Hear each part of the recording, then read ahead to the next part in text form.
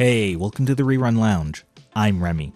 And when I say Dragon Half, what comes to your mind? The Dragonborn race from D&D? Or maybe just a dead dragon? How about this cute character? That's Mink, the half-human, half-dragon, but all-fun protagonist of the ecchi and comedic anime OVA, Dragon Half.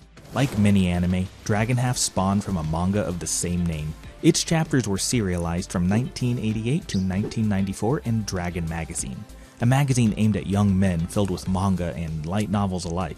Doramaga, or DM, what some call Dragon Magazine for short, doesn't only cater to dragon-related material either. They have serialized many manga, from Saber Marionette to Patlabor. More recently, it serialized such series as Saikano, How to Raise a Boring Girlfriend, and Date Alive. Now, with the mysterious origins of the Dragon Half manga out of the way, I'm going to shift focus mainly to the OVA itself, but we'll bring up its printed counterpart if necessary. So, let's begin with the great misfortune the OVA suffered.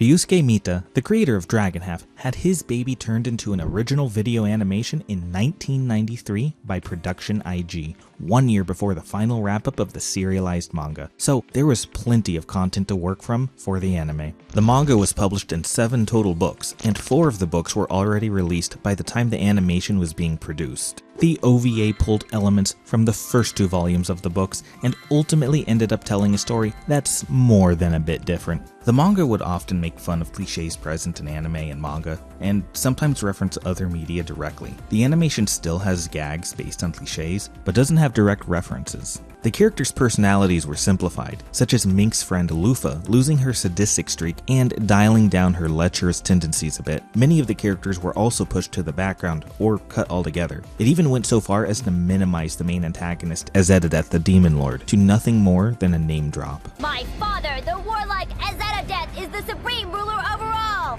I get it. Sometimes cuts have to be made and personalities need to be smoothed out a little to make a quick 2 episodes. The unfortunate thing is that I have a feeling these changes may have contributed to its poor reception and ultimate cancellation. You see, the OVA was intended to be 4 episodes long, possibly 1 episode for each volume released at that time, but lack of interest shortened its life. I don't know if people were genuinely uninterested or if the changes made were what made people avoid it, but either way, I would have liked to see more content.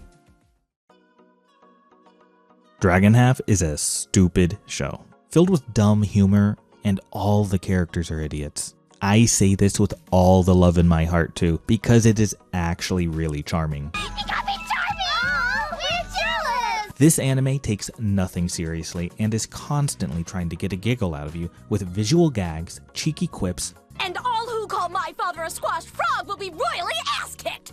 bizarre situations, and goofy characters. It is not hesitant to make fun of itself by having a character break out a VHS tape and criticize its own exclusion of the main plot's villain and motive from the manga. Ah! They cut all my scenes out of the first part of the video! And it is especially not hesitant to turn the characters chibi every chance they can get. It is overused to a comical extent. There are also out-of-place technologies like TV, planes, CDs, and even mech suits in the sword and sorcery world that these characters live in. At times, I was reminded of the old 2000s anime Excel Saga, and it seems I wasn't alone in this, as it was directly referenced on Wikipedia. Despite this, I do find Mink and Pals to be much less exhausting to watch than this. Don't work your tears! Let's work! Don't stop! Move and stop! Work until you drop! Lord and Palazzo, your Excel is working hard for you! Real quick though, there is an interesting link between these 2 shows. Both the Japanese and English voice actors for Mink, Kotono Mitsuishi and Jessica Calvello respectively, went on to voice Excel in Excel Saga. That is either an extreme next level meta joke or is just a coincidence. Either way, I think it's pretty neat. Honestly though, the English dubs of Dragon Half and Excel Saga do share many of the same voice actors because the voice productions were handled by ADV Studios around the same time. Other than its crazy humor, the show does border on the ecchi side. For you non-weebs out there, ecchi doesn't have a direct translation, but does entail sexually suggestive situations or mild nudity. Nothing strictly adult rated, however. The anime doesn't solely rely on its sex appeal to keep your attention either. Overall, it is fairly tame, but I hear it is a little saucier in the book. Some examples from the OVA would be, well, the main character's everyday wear. Kinda revealing. There's some more mature gags too. I guess we'll just have to start selling Mink's favors. How about 10,000 gambles for one night with this nicely tailed little piece? Scandalous. And there's even a marketing tactic used to sell anime. A single shot of exposed breasts.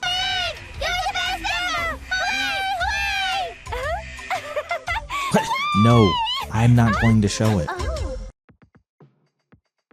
The main plot revolves around the lovely lizard Mink and her quest to become human by use of the people potion so she can get some dick. Dick Saucer, that is, the famed pretty boy idol and slayer of dragons. Mink is the daughter of the retired human knight Ruth and his monstrous red dragon wife, who is named Mana in the manga but is barely mentioned at all in the show. Well, I am the product of very strange circumstances.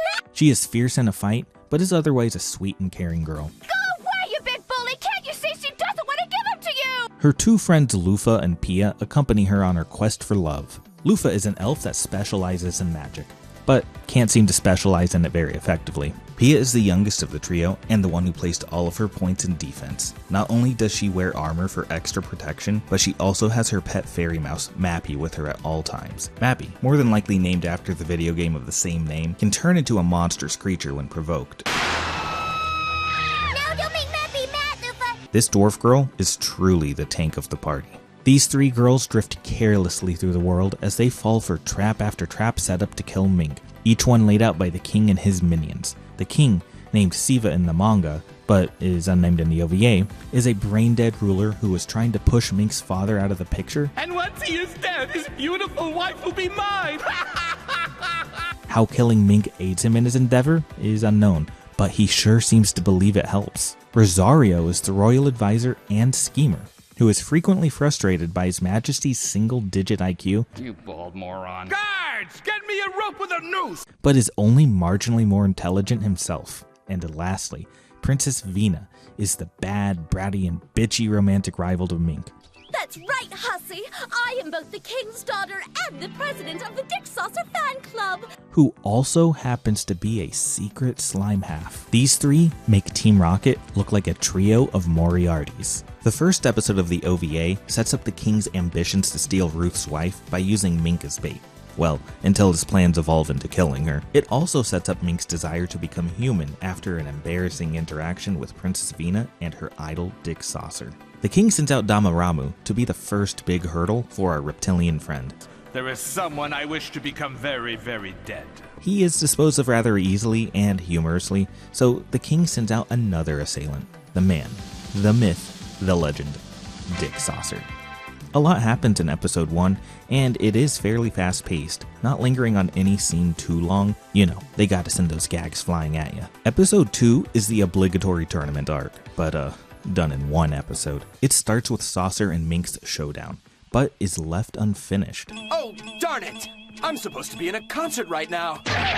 Later, Mink is fooled into entering the brutal killer martial arts tournament for some quick cash so she and her friends can catch a plane to continue their quest. Meanwhile, Princess Vina also enters the tournament with hopes of taking out Mink herself. The king and Rosario try feebly to undermine Mink behind the scenes by using such tactics as laxatives and a trained bee, though you can't train bees very easily.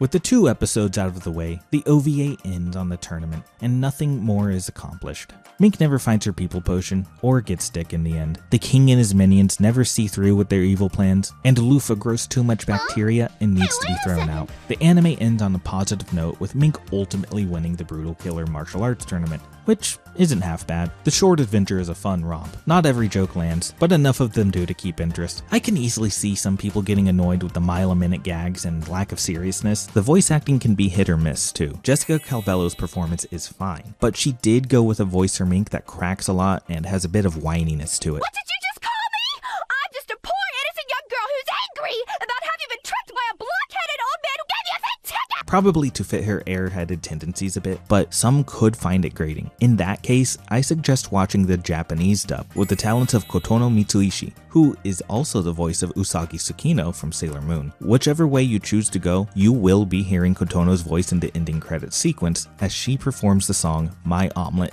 in character as Mink. It perfectly sums up the energy and hilarity of this show.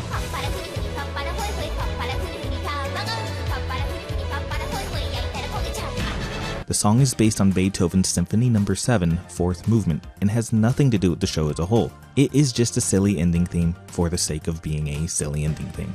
Overall, I think the OVA is a fine introduction to Dragon Half, and can give one an idea if it is a series they may want to read further into. The manga is licensed by 7 Seas Entertainment, and is published as 3 omnibuses. Discotek Media holds the license for the OVA that was re-released in 2014. The footage I used is from the older ADV release, which is also fairly easy to find. So if you are in the market for an ecchi gag anime, then it's worth a look. And if you are more interested in streaming, you can find it on Amazon. Thanks for sticking around till the end. If you enjoyed your stay, please consider liking, subscribing, or leaving a comment below. It was great chilling with you, and I hope to see you return to the Rerun Lounge.